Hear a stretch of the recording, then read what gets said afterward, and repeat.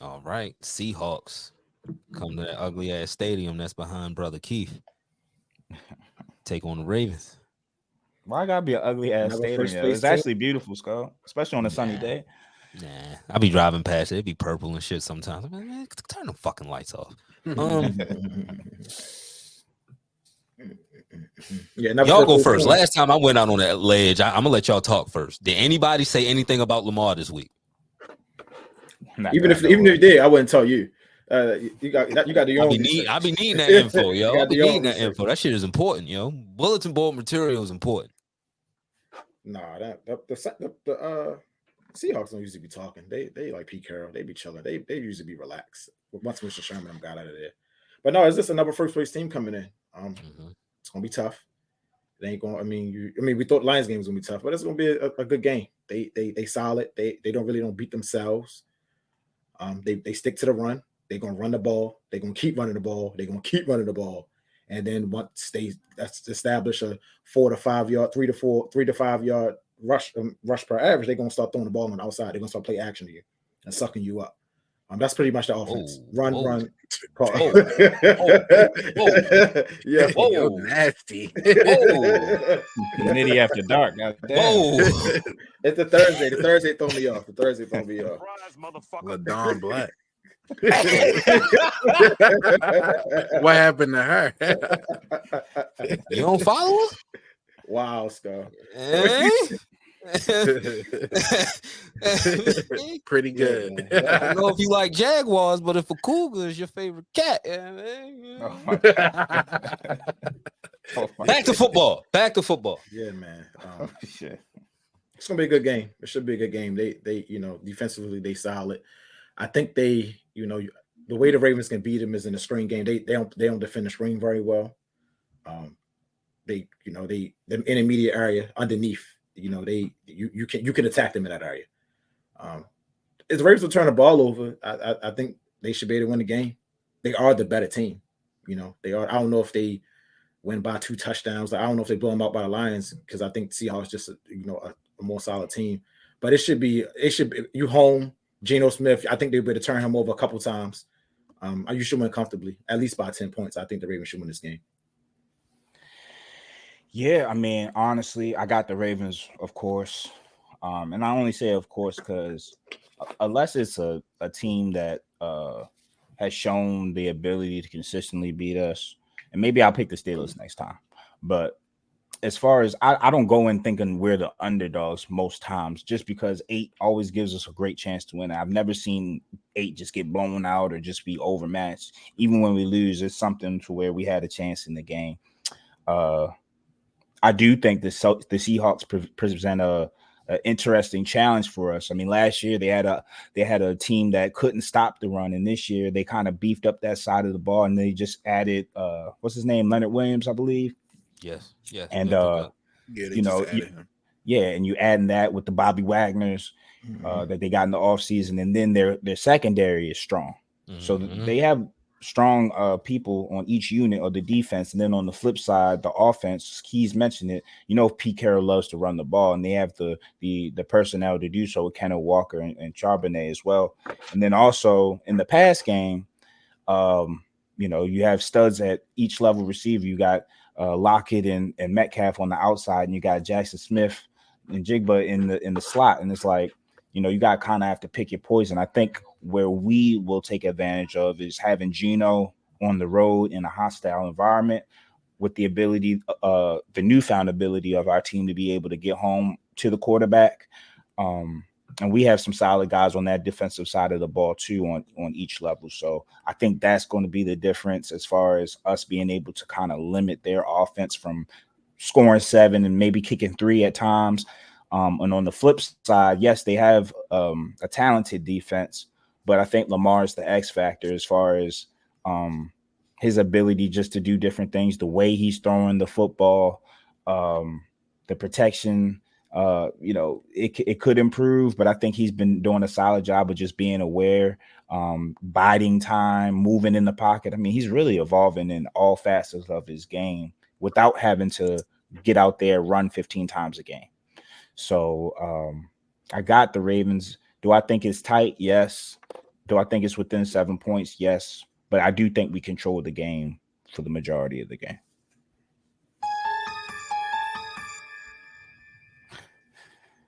Yeah, I echo what Keys and Nick said. I'm going with the Ravens as well.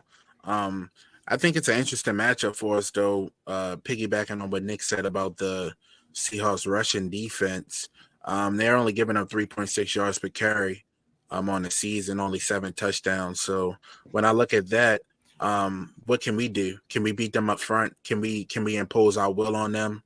You talk about a West Coast team coming east.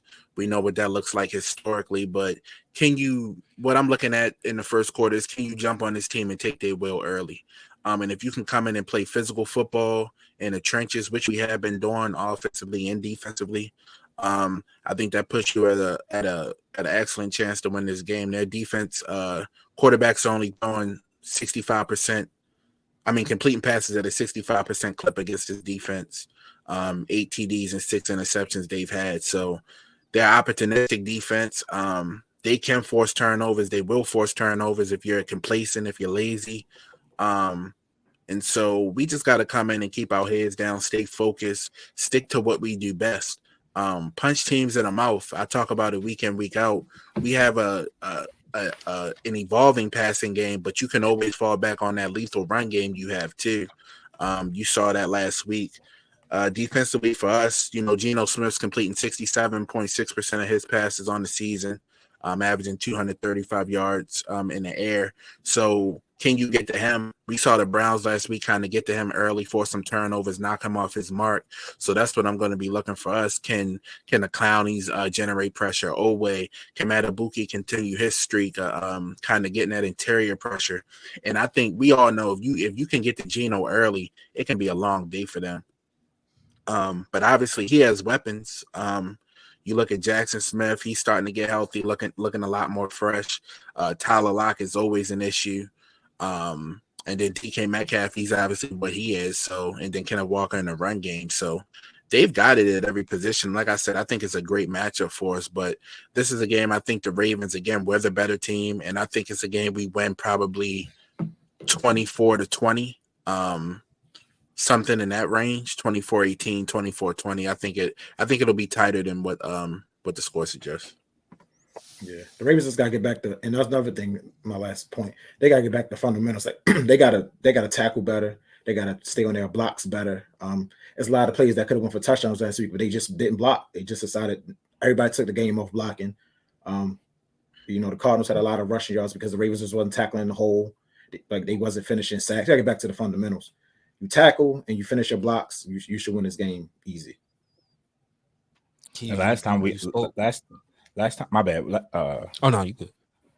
Last time, and it's quick. Last time I saw them on the road versus AFC North team, I saw Geno not being able to complete passes in the red zone against the Bengals.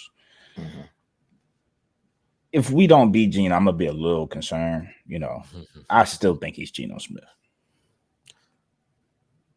Before I start asking these questions, I am picking the Ravens, but I'm curious. You spoke about their defense. You act like I never picked the Ravens. I picked them more than the only time I didn't pick them was the Lions, actually.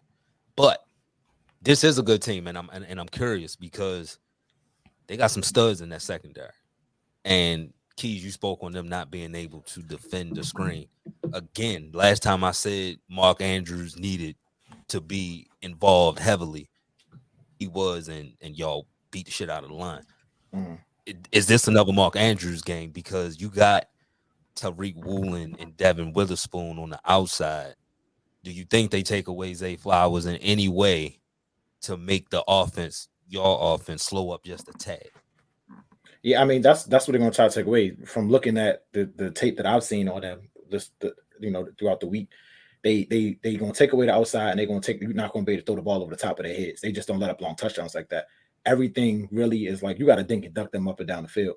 Bobby Wagner is old now. Not to say he's still not a great player, but he's old now. Like you said, there is a reason why they went and got Leonard Williams, because they was weak up front. They wasn't generating a lot of pressure before. So they had to go get interior somebody could generate pressure because that's how they play. They play a lot of zones. Not a lot of man out there anymore.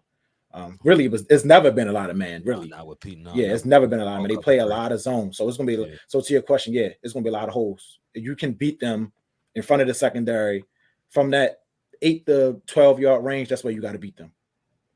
And then your playmakers got to break tackles. You break tackles and take it to the house is different. But you're not going to be able to just sit back and throw the ball 20, 30 yards down the field again.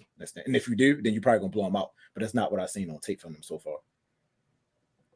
Random question. How do y'all feel about standing pack at the trade deadline? Are y'all comfortable with the Gus and Justice tandem as we move forward? Are you comfortable with Chase Young going for a mid-round pick? Did you see any opportunities, or do you think it's not that big a deal? How did y'all take in that trade deadline? I'm never comfortable with staying pat, especially when you feel like you have a team that can go win one. When I look year in, year out, and I keep seeing the Eagles, the 49ers, teams that are constantly in the NFC title game, go make plays at the deadline, I'm wondering, why can't we? We're a team that can barely get out the divisional round, wild card round lately. Why aren't we making these chances? Why aren't we making these jumps to go acquire these type players? To me, we hoarding the draft picks too much. Sometimes it's okay to say, forget that pick and go get a Chase Adams. Like the 49ers are in a very possible predicament where he doesn't re-sign there, given their salary cap. But you know what? All eggs in the basket right now. Let's go get this Lombardi. Like, people act like Lombardi's grow on trees. Like, they hard to get. So when you right there and you have a chance to go acquire Derrick Henry or Josh Jacobs, and the rumor is the Raiders weren't picking up the phone because of whatever was going on in Las Vegas that day. But even still, you have to do your due diligence to chase Adams for a mid-round pick. I mean, how long have we been asking for an elite pass rusher? Like, forget the pick, because most of these picks you struck out on anyway. Like, you took a second round pick and went and gotten a job off an injury. Where's the production been for that? I'd take the Chase Adams right now for the second or third, knowing he's going to be out on the field and make plays. So to me, I'm just tired of the Ravens being passive at the deadline. It's time to be aggressive, and if you're in a win now mode, then let's win now. Don't be satisfied with being atop the AFC 8 weeks into the season. It's a 17-week season. Yeah, I agree with everything you said. I mean, I wish they'd have made a move. You always want to get better. Like you said, when somebody else, when the team that's number one in the NFC is going out getting Kevin Byard, and then another team is going out getting Chase Young, you're not sitting here doing anything, because you don't want to give a second round pick for somebody or a third round pick for somebody. You're looking kind of weak. Like I said, we always said that. I mean, the Bengals are going to get better. The Dolphins are going to be there. The Bills are going to get better than playing. The Jaguars 6-2. The Chiefs still going to be there.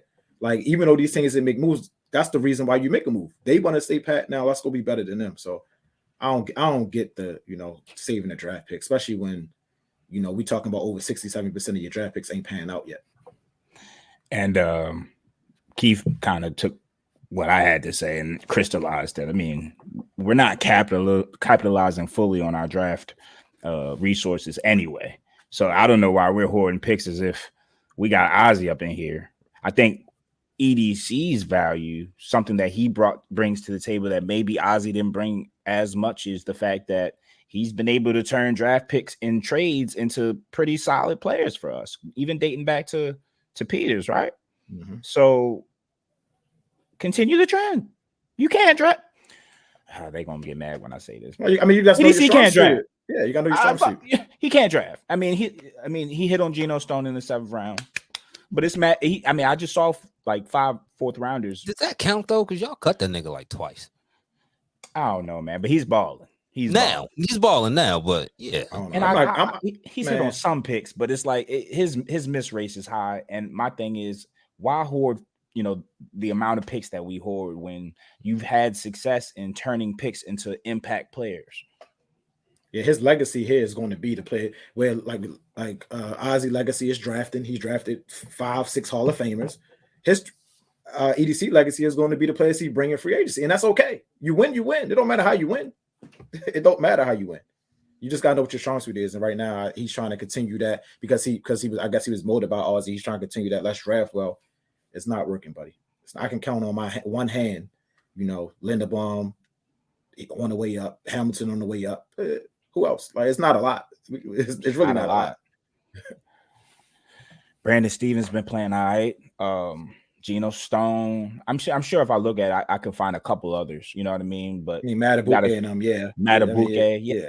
But it's so many others that we can be like, he ain't even in the league anymore. Mm-hmm.